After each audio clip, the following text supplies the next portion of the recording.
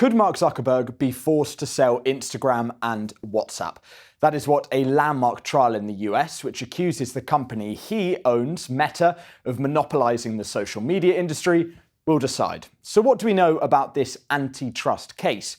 And what does that man, Donald Trump, have to do with it? Social media companies' illegal, shameful censorship of the American people, and that's exactly what they are doing. A major class action lawsuit against the big tech giants, including Facebook. But I think China controls Facebook also, because they have tremendous power in that company. There's no question about that. This is the first big test of the president's commission, which is trying to rein in the power of so-called big tech.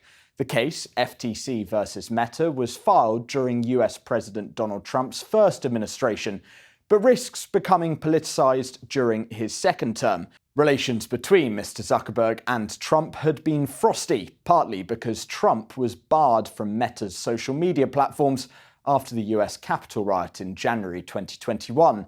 Now, in an attempt to placate the president, Meta has been making regular overtures to Trump, including contributing $1 million to his inaugural fund, rolling back content moderation policies, and Mr. Zuckerberg recently visited the White House. But it seems he hasn't done quite enough to have the case dropped.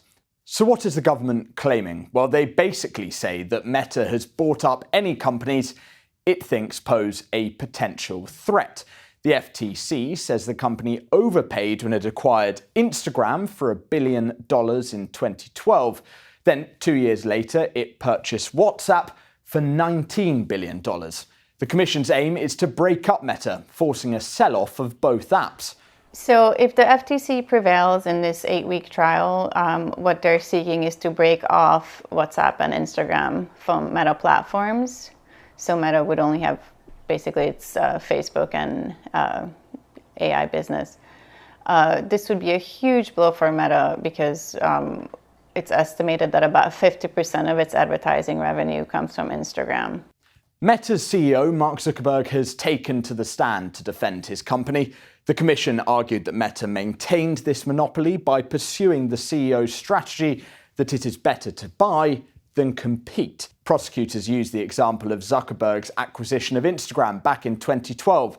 They claim he bought the photo-sharing app after his attempt to create one failed, but Mr. Zuckerberg insisted he wanted to buy Instagram for its camera technology, not because of its social network.